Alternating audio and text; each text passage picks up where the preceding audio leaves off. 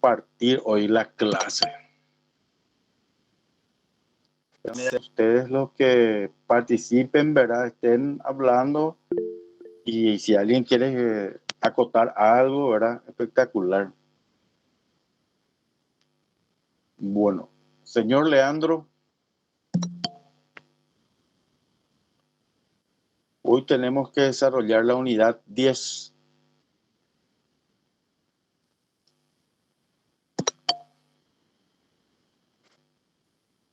Bueno, señor Pedro Miltos, buenas noches. ¿Cómo está? Buenas noches, profesor. Buenas noches, profesor. Excelente, profesor. Buenas noches, profesor. Le leo la primera diapositiva. Bueno, primero ver el señor Leandro y después vamos a ir pasando a otro. Si podemos empezar ya la unidad 10. Bueno, profe, ¿se me escucha? Sí, perfecto. Bueno, unidad 10. 3 décadas del siglo X. Consecuencias políticas, económicas y sociales de la guerra contra la Triple Alianza. Guerra del Chaco. Antecedentes históricos. El Chaco integró la jurisdicción del primer adelantado del Río de la Plata, que heredó la provincia del Paraguay. En todo el decurso del periodo colonial, la provincia del Paraguay mantuvo el dominio y la posesión de dichos territorios, sin que ninguna otra entidad manifestara reclamación alguna, ni ocupara un ápice del externo territorio. La provincia del Paraguay había establecido y mantenido más de una docena de fuertes y reducciones en el Chaco, de los cuales los más notorios fueron Fuerte Olimpo y la reducción de Melodía Ori Villa Hayes. Inclusive ya el doctor Francia y don Carlos Antonio López consideraron y proclamaron al Chaco como paraguayo hasta el Yarurú. Los negociadores bolivianos se aferraron invariablemente a la tesis de la jurisdicción de la audiencia para reivindicar sus pretendidos derechos sobre el Chaco. Pero la jurisdicción de la audiencia era judicial, política. En la época independiente, el gobierno boliviano reclamó por la ocupación y los actos de soberanía ejercidos por el Paraguay.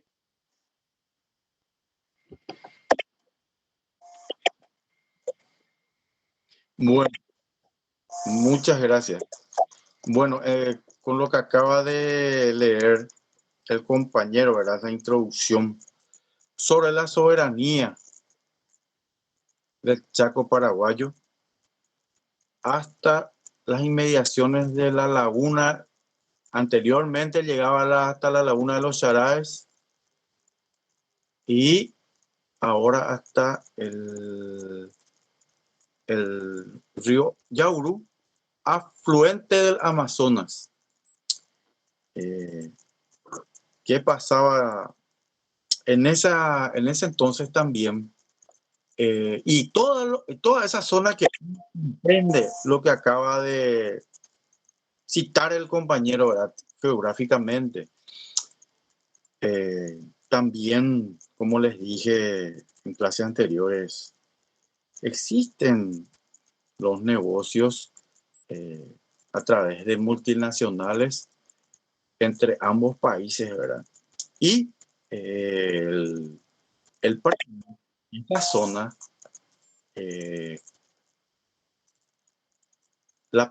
le perteneció de hecho y de derecho, como dijo el compañero, desde la época de la colonia.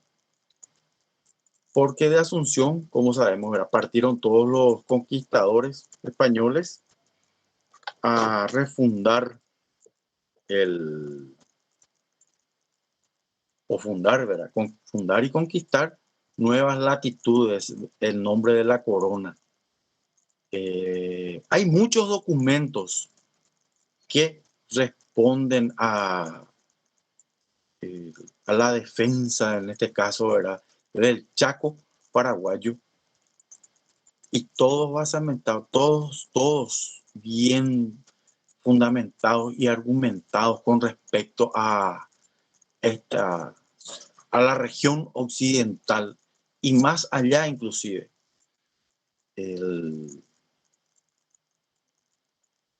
Esta zona rica, ¿verdad?, en cuanto a lo que sería, decir, ya que se encuentra regada, si bien es árido la región occidental, pero se encuentra regada por justamente también afluentes del río Paraguay, bastante nutrida por los pantanos de esa zona, que abarca la zona de Brasil y el Paraguay, y lo que hoy también es Bolivia. Todo eso. Y una vez más, cito lo que es, ya no son los españoles, es la desidia del gobierno, de los gobiernos que se suscitaron con posterioridad en no proteger los límites, en no asentarse. La ausencia del Estado hace que dentro de la geopolítica van a dar, cuando existe un territorio abandonado, muchas veces, y la mayoría de las veces, los nuevos, vamos a decir, integrantes que vienen vienen de otras latitudes, conforman una zona en la cual se van a abastecer, van a desarrollarse, van a tener su, ¿cómo le diríamos?, su arraigo. Es muchas veces difícil y la única forma de expulsarlo es a través de la fuerza. Y eso muchas veces contrae también conflictos a nivel internacional. Y esto se debe a la desidia de los gobiernos que se suscitaron siempre, ¿verdad?, con una lástima, pero también al haber esa desidia vienen y vamos a dar más adelante los siguientes problemas, en los cuales, porque se firmaron una cantidad de tratados que tanto para Paraguay y para Bolivia significó atajar por buen y largo tiempo los conflictos bélicos que se iba a venir con y que se advino, ¿verdad? Y hubiese sido bastante estratégico también que se hubiese utilizado el sistema, ¿verdad?, que utilizó el Paraguay para con Bolivia en cuanto a tratados, límites, convenios, y para postergar más el tiempo y llegar a agotar todas las instancias. Y bueno, de última, ¿verdad?, obviamente nos tocaba defender lo que era nuestro en forma legal, bajo argumentos y fundamentos. El siguiente punto, señor Pedro Milton, si puede desarrollar.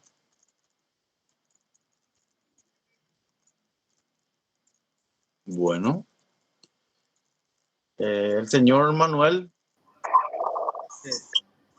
Pedro Milton, sí, adelante. Desde la segunda diapositiva, ¿no, profesor? Sí. El primero, acá, ¿verdad? El primero firmado en 1879 por el canciller paraguayo José II de Cook y el plenipotenciario boliviano Antonio Quijarro, donde se reconocía como límite con Bolivia el paralelo de la desembocadura del río Apa entre el Paraguay y el Pilcomayo. ¿Sigo, profesor? Sí, adelante.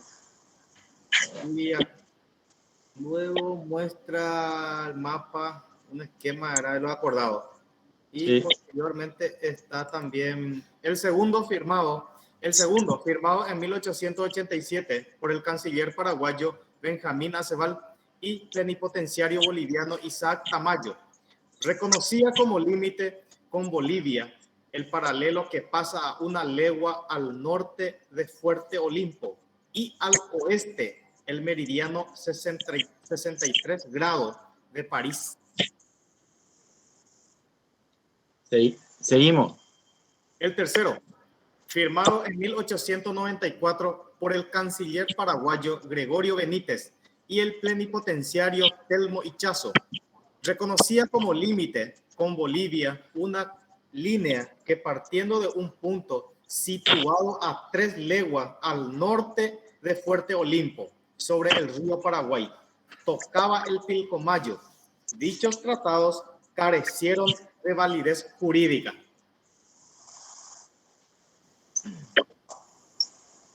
Adelante, seguimos. Bolivia perdió su salida al Pacífico por una guerra con Chile y posteriormente con Perú.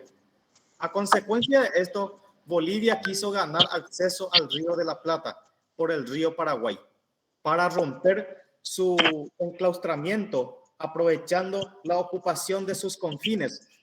Los bolivianos optaron por la penetración clandestina al Chaco a partir de 1905, estableciendo en el mismo posiciones militares sobre el Pilcomayo y luego en el interior, fundando fortines y abriendo caminos. La presencia de fortines bolivianos en el Chaco paraguayo dio lugar a múltiples incidentes, como la muerte de los oficiales paraguayos Adolfo Rojas Silva en 1927 y Aparicio Figari en 1928 y otros. La grave desidia de la desatención del Chaco se tradujo en la ocupación de la mayor parte del territorio, en la existencia de posiciones defensivas avanzadas, en la falta de vía y medio de comunicación y de transportes entre sus distintos fortines, constituido en débiles guarniciones. A las deficiencias indicadas se sumaban dos cuestiones: el desgaste moral y material de nuestro pequeño ejército y su anticuado armamento. Debido a las frecuentes revoluciones y guerras civiles que asolaron al país el primer cuarto de siglo. A partir del gobierno de Eligio Ayala, 1924 a 1928, se llevó a la práctica una adecuada política cuyo objetivo era la defensa del Chaco. De las iniciativas del presidente Eligio Ayala, cabe mencionar lo siguiente: el saneamiento de los gastos del Estado mediante el equilibrio del presupuesto, estudios de perfeccionamiento en el extranjero de oficiales egresados de la Escuela Militar a partir de 1918, cursos de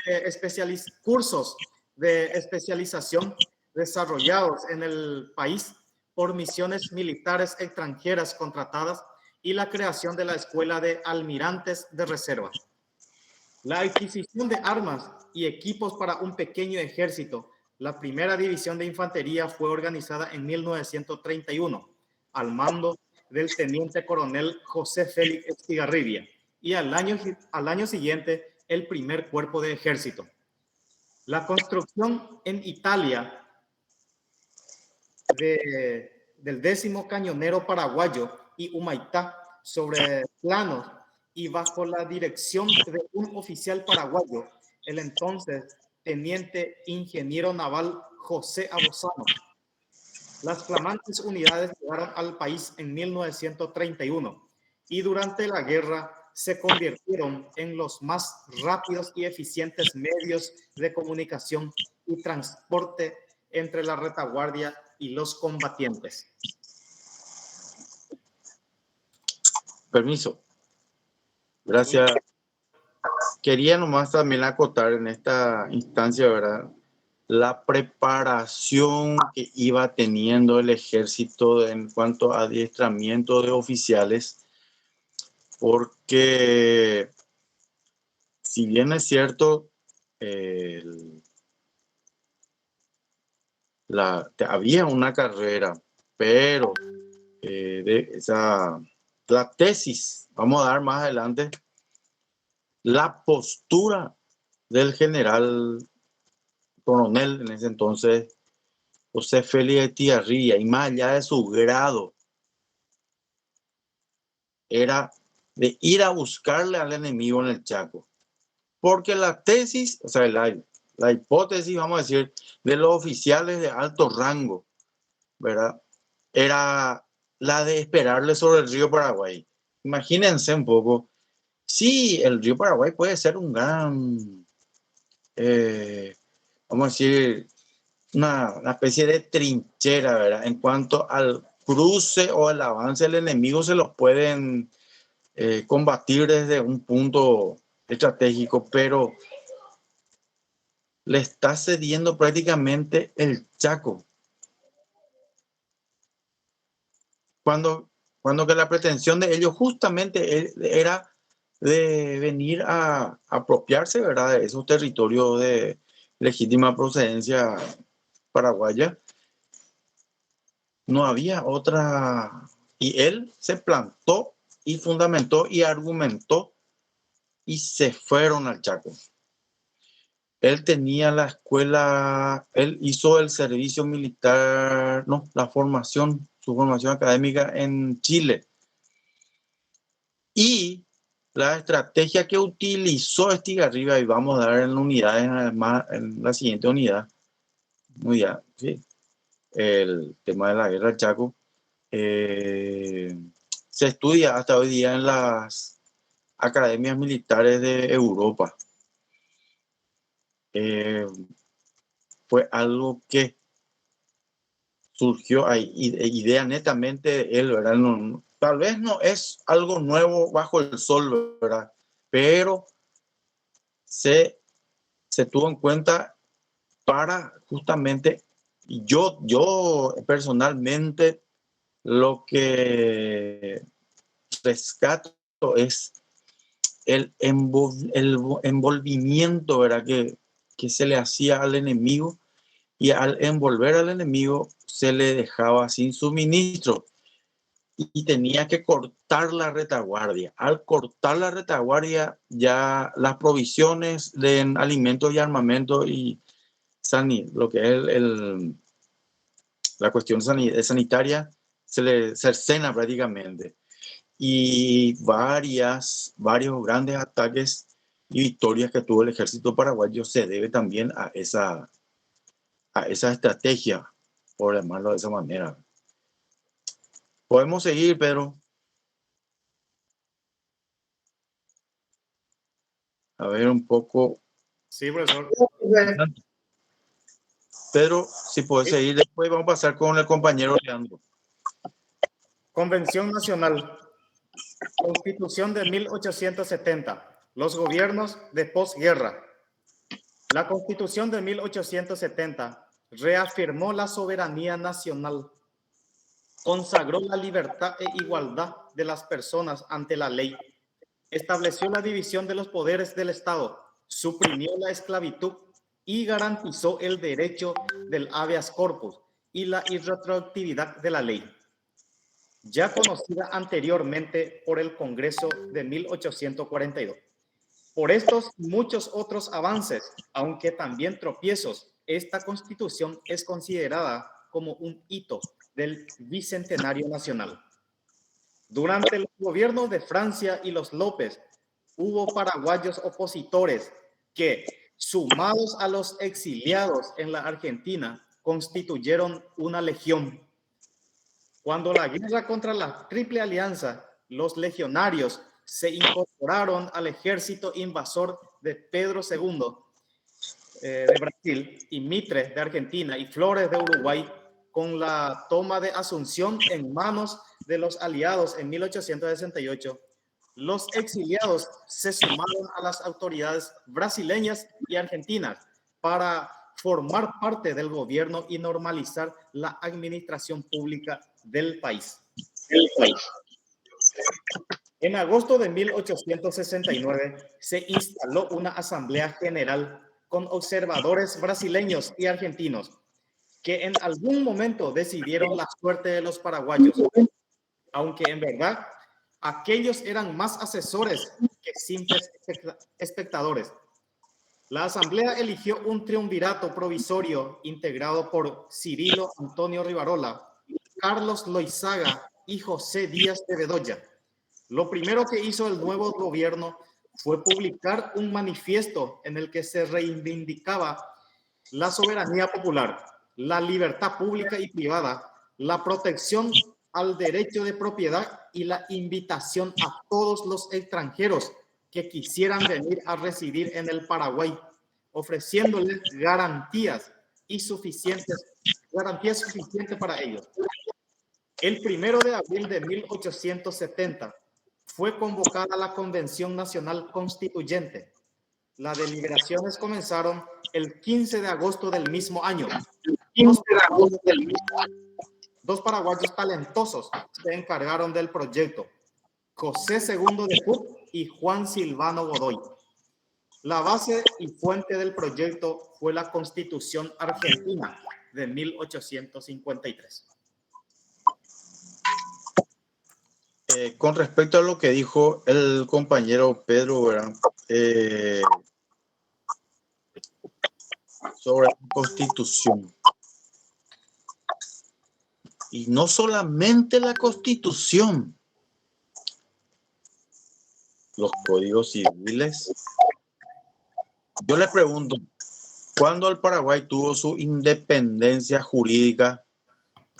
Su primera independencia jurídica.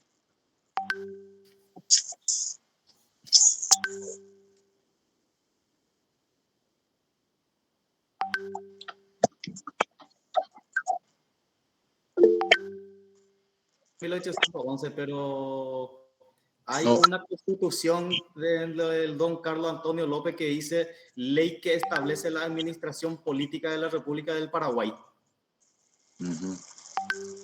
Muy bien. Ahí la compañera también, ¿verdad?, puso año 1813. Esos itinerarios es importante también que ustedes sepan. A lo mejor ahora tal vez no tenga relevancia, pero es importante saber porque más adelante van a volver a dar y van a dar con más profundidad, constitución por constitución, reglamento por reglamento. Y la independencia, al decir del profesor doctor Ubaldo Pangracio, del Paraguay se dio en 1985 con el anteproyecto del Código Civil de Gasperi. Ese código, ese anteproyecto del Código Civil de Gasperi se tiene en la biblioteca de la Facultad de Derecho. Creo que hay 2 o 3 ejemplares bastante grosos. Se utilizan como base para todos los trabajos de investigación que se da en la facultad, ¿verdad? Y también a partir de ahí, ¿qué pasó? En 1985 se aprobó. En 1986 se tuvo un plazo de gracia, 1 año, para finiquitar todos aquellos juicios que se tenían un proceso, ¿verdad? Y en 1987 ya se aplicó con todo el rigor el Código Civil, el nuevo Código Civil paraguayo. Y la segunda independencia, la Constitución anterior al Código de Gasperi, teníamos el Código de Vélez-Sarsfield, que era también, vamos a decirle, de tilde liberal, ¿verdad? Porque esa es la doctrina que estaba en boga, ¿verdad? En el Río de la Plata y Europa. Si me dan tiempo, les voy a explicar otra cosa. Nuestro Código de Comercio recién hace poco sufrió algunos, por llamarlo así, ¿verdad?, modificaciones. en parte, porque uno de los códigos que ya deviene de la época mucho antes de la conquista, la colonización, la misma doctrina, usos y costumbres se utilizaron para esa elaboración. Se trasladó al Río de la Plata y obviamente cada constitución, cada legislación, ¿verdad? Cada estado adaptaba de acuerdo a sus pretensiones, ¿verdad? Y el nuestro también se hizo, a eso es lo que quiero llegar, que se hizo también, pero obviamente surtió ciertas modificaciones dentro de la ley de comerciante, la legislación fluvial y marítima, ¿verdad? Todo eso van a la parte mercantil, todo eso engloba y van a dar más adelante, van a ponerlo en práctica y en la profesión con más razón. También, como les dije, la Constitución Nacional de 1992, esa Constitución es prácticamente laboralista, vamos a decir, vamos a llamar, ¿verdad? Y las garantías constitucionales que se impregnaron, los derechos, el debido proceso, como dijo ya el compañero, ¿verdad? Habeas corpus ya había en el anterior, ahora también sigue el habeas data, una infinidad, los derechos laborales, los derechos toca absolutamente todo. Y en su gran mayoría, porque obviamente la anterior, por ejemplo, por deudas, uno anteriormente no había Infocom, no había Nexo, ¿verdad? Y uno podía, por deuda podía ir, salvo que haga una obligación de pago, ¿verdad? Y con la entidad financiera con que haya contraído, ¿verdad? Esas obligaciones pecuniarias y poder subsanar esa situación. Por darles un ejemplo, también el Código Penal, padre del Código Penal se le atribuía a Teodosio González en 1913. Corríjame si me estoy equivocando. Y con posterioridad, ya en 1997 se aprobó el nuevo Código Penal paraguayo y 1998 el Código Procesal Penal paraguayo, también con muchas garantías. Y ya que tocamos este tema, déjenme nomás como anécdota comentarles, se lanza el Código Penal paraguayo en la Asociación Paraguaya, Asociación Paraguaya de la Ganadería, algo así era. Corríjame si me equivoco, por favor.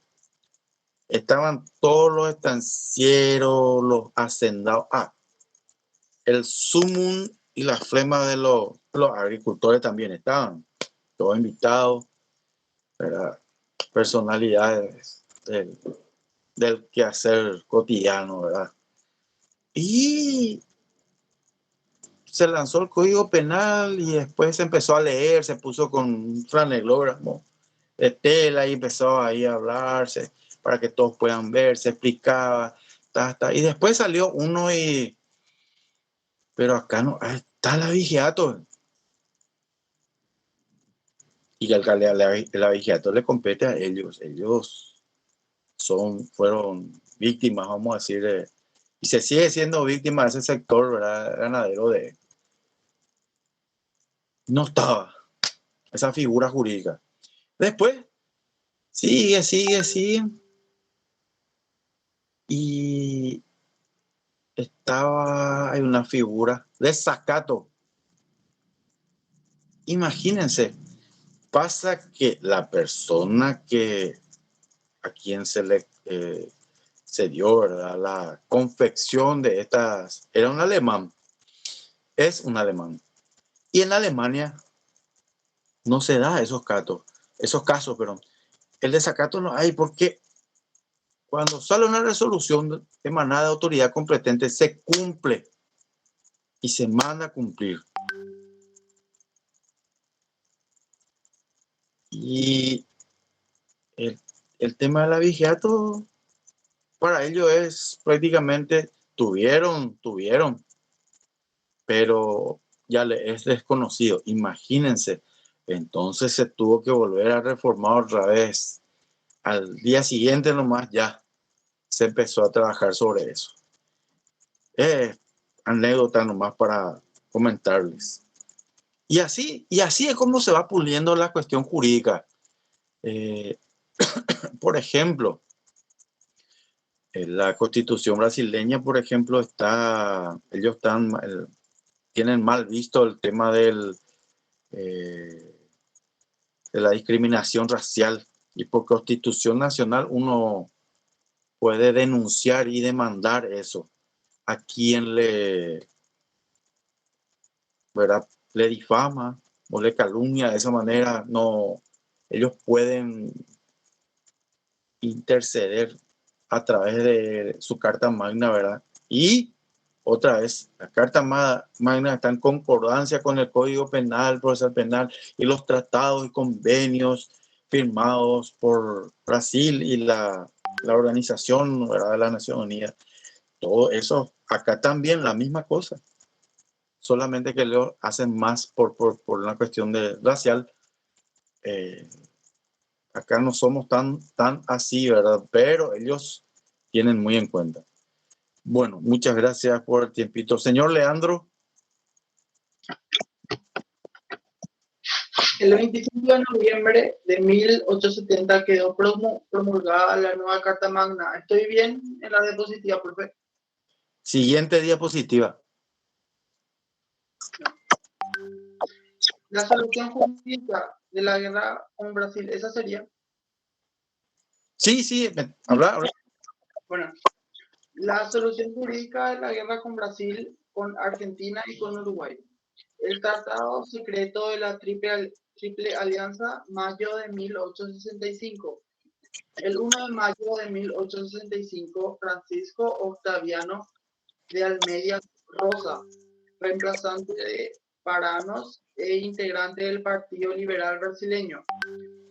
Carlos de Castro, canciller del gobierno de Venancio Flores, y Rufino de Elizalde, canciller de Mitre, firmaron en Buenos Aires el Tratado de Alianza, que permanecería secreto debido a sus comprometedoras cláusulas.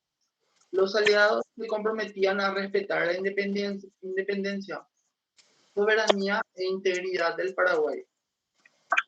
Los objetivos de guerra establecidos eran los siguientes. Por el artículo 11, quitarle a Paraguay la soberanía de sus ríos.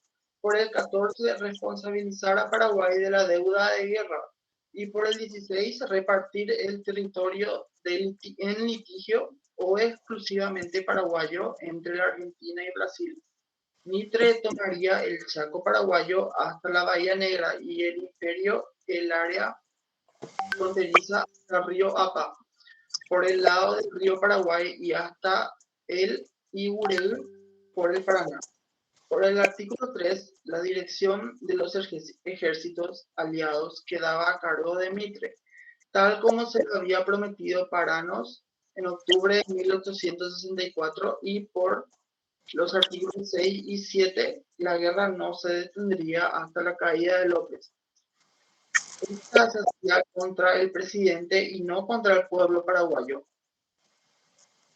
cuyos miembros eran admitidos por los aliados para incorporarse a una legión paraguaya que luchase contra la tiranía de López. Se firmó también un protocolo adicional, también secreto, que establecía lo siguiente. 1. Democracia de las fortificaciones de Humaitá. 2. Desarme de Paraguay y reparto de armas y elementos de guerra entre los aliados. Y 3. reparto de trofeos y botín que se obtuvieran en territorio paraguayo.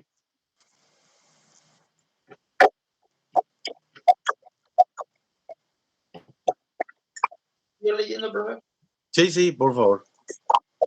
Los partidos políticos, la Iglesia, adelantados en educación y cultura. En Paraguay existen dos grandes partidos tradicionales, fundados ambos en 1887, la Asociación Nacional Republicana ANR Partido Colorado y el Partido Liberal. El primero gobernó desde su fundación hasta la Revolución de 1904 y desde 1946 hasta hoy. El segundo de 1904 hasta la Revolución de Febrero de 1936 y desde agosto hasta septiembre de 1940. El movimiento febrerista ocupó el poder entre febrero de 1936 y agosto de 1937 y formó parte del gobierno de coalición en 1946. Se conformó como partido político en 1951. En 1960 se formó el Movimiento Social Cristiano, que pasó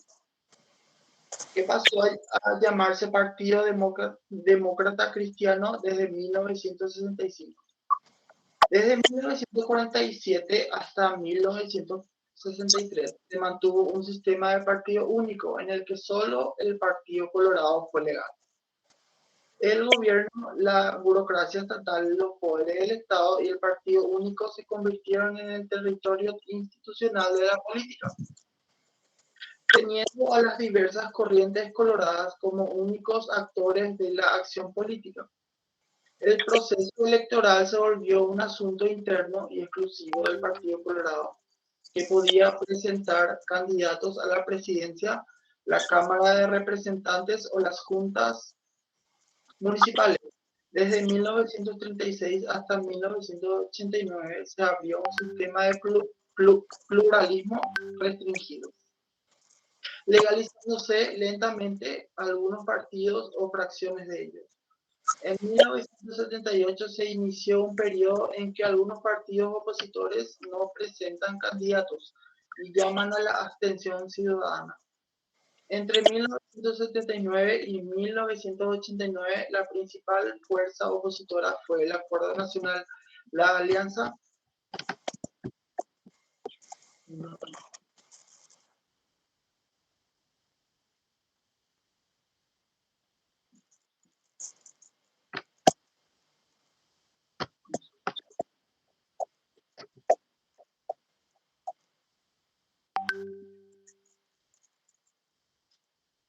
Se inició un periodo en el que algunos partidos opositores no presentan candidatos y llaman a la abstención ciudadana. En 1979 y 1989, la principal fuerza opositora fue la Acuerdo Nacional, Alianza Extraparlamentaria conformada por el PLRA, PRF, PDC y el Movimiento Popular Colorado, MOPCO, MOPOCO,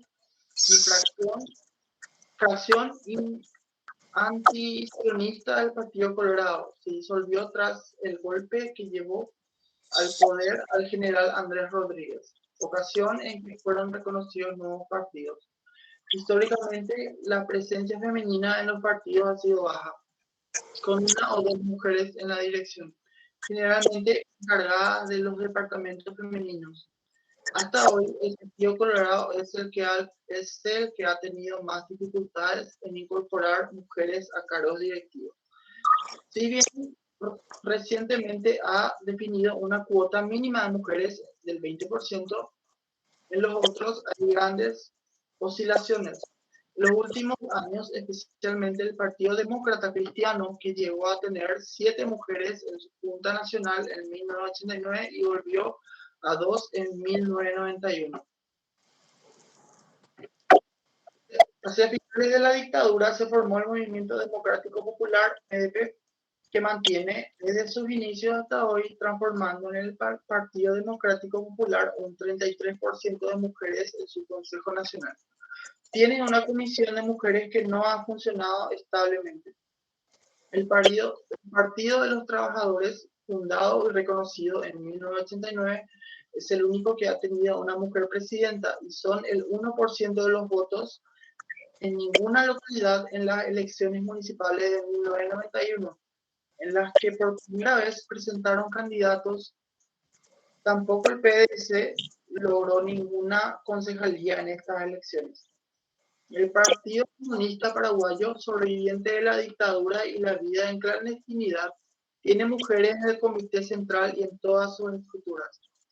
En 1987, el Partido Colorado contaba con 228 seccionales y miles de subseccionales. Tenía 1.334.182 afiliados, con un 43% de mujeres, cifra levemente inferior a la población económicamente activa.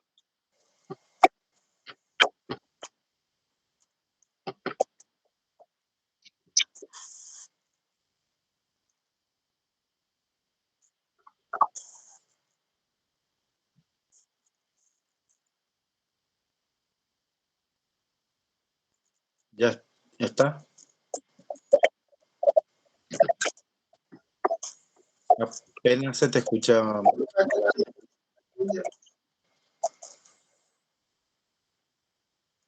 Ahora, yo quisiera, sobre lo que comentó el compañero, quisiera preguntarle a las compañeras específicamente,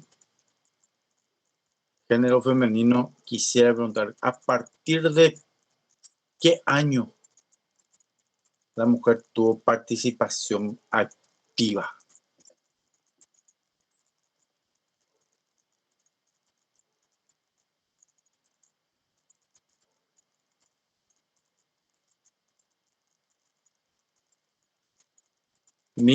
A partir de la Constitución de 1960, Profe, yo no sé qué año fue, pero creo que fue en el gobierno de Stroessner, ¿verdad? 1967. Por una cuestión de estrategia política. A partir de ahí, entonces, en líneas generales, ¿verdad? No solamente el Partido Colorado Liberal, se abrió para todos. Por una cuestión también de captación de votos. Siempre se mantuvo la cuestión de la mayoría de edad, que fue cambiando, ¿verdad? En alguna época fue 22 años, después fue 20 y ahora ya es 18. Bueno, a partir del 2002, 2003, una cosa así. Y como les dije, la captación de votos. ¿Qué pasaba con la persona que era de A o B partido? Tenía su esposa, tenía su mamá, tenía su tía, su sobrina, y van sumando, o la hija que ya tiene la mayoría de edad, ¿verdad? Y por una cuestión, y por esa cuestión también, ¿verdad? Fue que a partir de partiendo de esa base, ¿verdad? Esa constitución en adelante, fue como se le dio ya más, tuvo ese poder para poder elegir su autoridad, ¿verdad? Y sí, adelante. O sea que la mujer tuvo un poco más de libertad en el periodo tronista, pregunta. Se le dio el derecho a votar, compañera.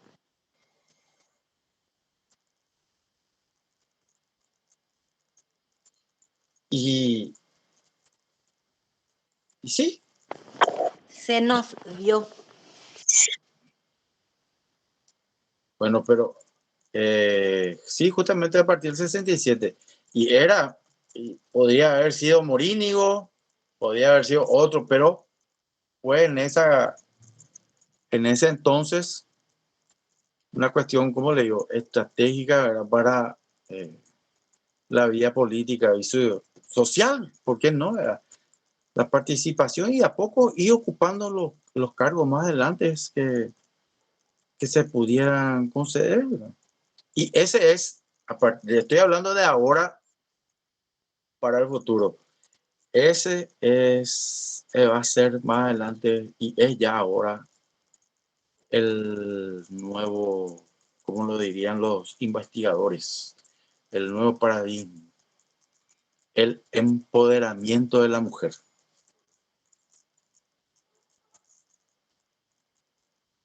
Miles de centurias de años estuvieron,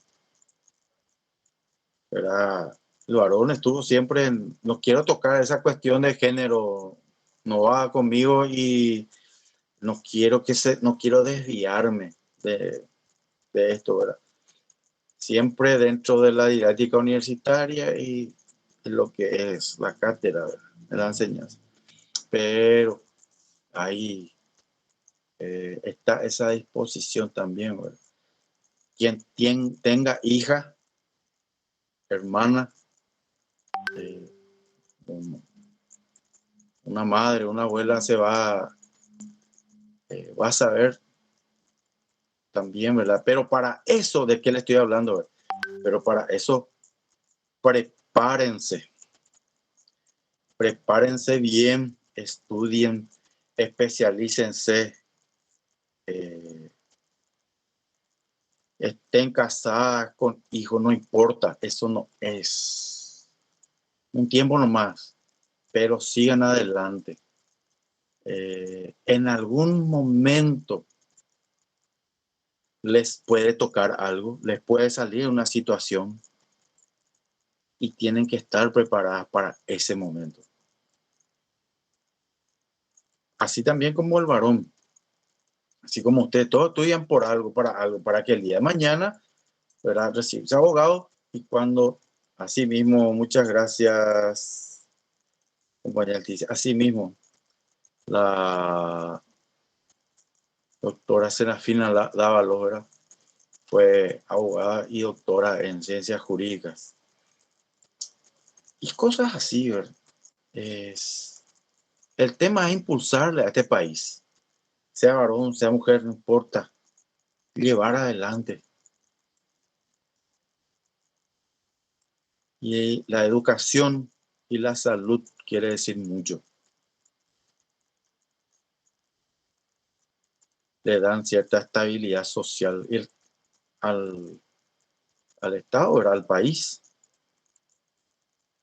Y eso va a depender también mucho de ustedes. La educación se aprende en la casa. El colegio, la escuela se van para otros menesteres. Y ya en la universidad se aboca a lo que es la carrera en sí, a que uno eligió. Bueno, sigamos. Señor Leandro. Florecimiento intelectual sería esa, profe. ¿Cómo? Florecimiento intelectual sería esa la diapositiva.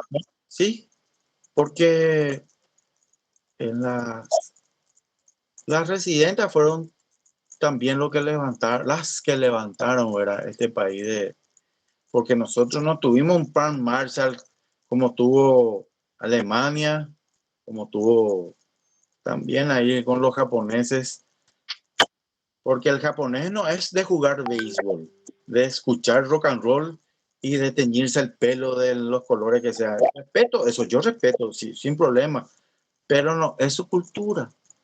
Y eso se debe a la absorción. Obviamente con 2 bombas atómicas, si uno nos agacha la cabeza, una locura. Por lo menos sentarse a negociar. Y bueno, y la mujer, en ese caso las residentas, fueron las que también, ¿verdad?, ayudaron a nuestro país a levantarse. Más allá, como dijo también el compañero, que fueron invitados muchos extranjeros, ¿verdad?, para venir a poblar el Paraguay y también cederle tierras para trabajar. Y después de la Primera Guerra Mundial y la Segunda, menos la primera, fue bastante la simiente ¿qué pasa al europeo? El europeo viene a Sudamérica en busca de una mejor fortuna porque se encuentra en guerra su país y está siendo devastado. Bueno, estaban acostumbrados al clima frío. El sur, el norte uruguayo, el sur de Brasil, el sur del Paraguay, Itapúa, zona Alto Paraná, y el norte argentino, el continente austral, la parte austral de Argentina es bastante fresca, ¿verdad? Y en Misiones, Argentina, se festeja el Día del Inmigrante. Y para que se den cuenta nomás que cuando alguna vez fueron algunas repetidoras o canales de Buenos Aires al norte, ¿verdad? Del argentino, ¿verdad? Misiones, se encontraron con una gran cantidad de la población rubia, blancos, ¿verdad? Así, ojo verde, azul, y que jugaban, se divertían y andaban así nomás, en, como anda, no sé, zapatillas, así, una sencillez. Y le llamó mucho al porteño le llamó mucho la atención eso, pucha, la pinta que tiene, pero anda así nomás, ¿verdad? En el Brasil, el sur, ¿por qué les digo el sur de Río Grande? Por el clima. Tanto italianos como alemanes, holandeses, y alguna vez estuvimos divisando algún partido de fútbol, ¿verdad? En ese país, ¿verdad? Y de esa, bueno, por ahí una cantidad de rubios y rubias que estuvieron en un gramado en la cancha y bueno, llama la atención, ¿verdad? Pero es por esa inmigración que se tuvo al principio, después de la guerra, antes de la guerra, ¿verdad? De la Primera Guerra Mundial y después ya con la Segunda. Y más adelante vamos a dar otra vez este tema porque muchos nazis vinieron y pasaron por acá. Y dejaron dejaron sus huellas, vamos a decirlo, y después ya pasaron ya a otra vida por la edad que tenían y seguramente la enfermedad que llevaban a cuesta. Bueno, sigamos. Siguiente punto ahora, Pedro. Sí, profesor. Siguiente punto, si se puede seguir. Sí, profesor. Fundación de la Universidad Nacional de Asunción. Atento, gente, con este punto. Sí, adelante. Las primeras facultades, los colegios nacionales.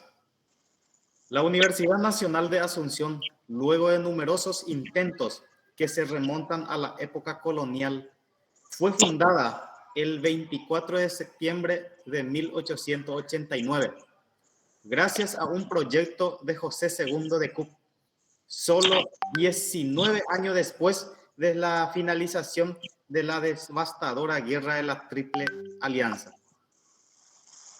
El proyecto es aprobado durante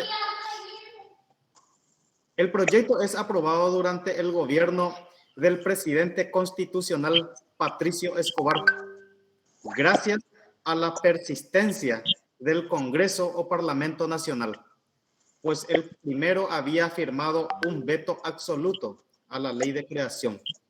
Dicha ley estableció la constitución de 3 facultades, a saber, Derecho y Ciencias Sociales, Medicina y Matemática. ¿Cuál fue el primero? Derecho y Ciencias Sociales. Ahí está. Ahí está. Le sigue Medicina y Matemática. Nosotros primero y después el resto. Así mismo. Siempre han sido orgullosos, jóvenes. Adelante, Pedro. Como primer rector fue designado Ramón Zubizarreta, quien ocupó el cargo hasta el 30 de abril de 1891. Desde 1882 ya venía funcionando una escuela de derecho